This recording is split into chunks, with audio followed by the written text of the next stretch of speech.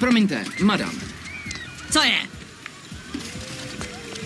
Máte i spodní díl? No jasně, že ho mám. Dobře, běžte dál. Dík. Víte, že tamhle je stánek s občerstvením? Jdete tam? Já? Ne, už jsem jedla. No to bych si nevšimla. Promiňte, co? No, jenže jste děsně hubená. Koukněte na sebe. Chlapi mají radši ženský, co mají trochu, a taky trochu, jenomže vy nemáte vůbec nic, jste jenom kosta kůže, je mi vás líto.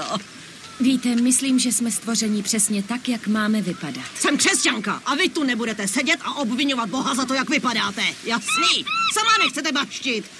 Norbit říká, že jsou dva druhy ženských. Velký a dobrý a velký. Vážně? Ještě něco vám povím.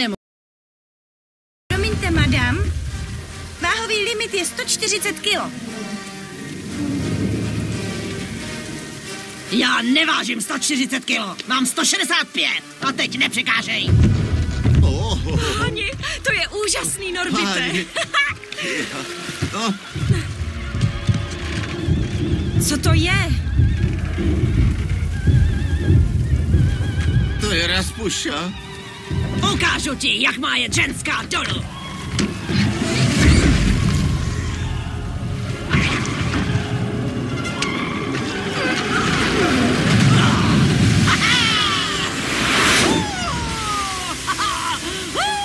Už jedu na lunány.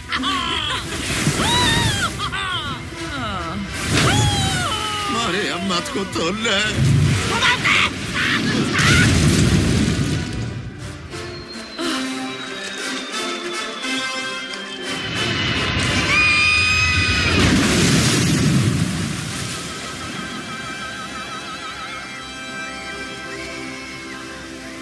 To čumíš, zlato, co?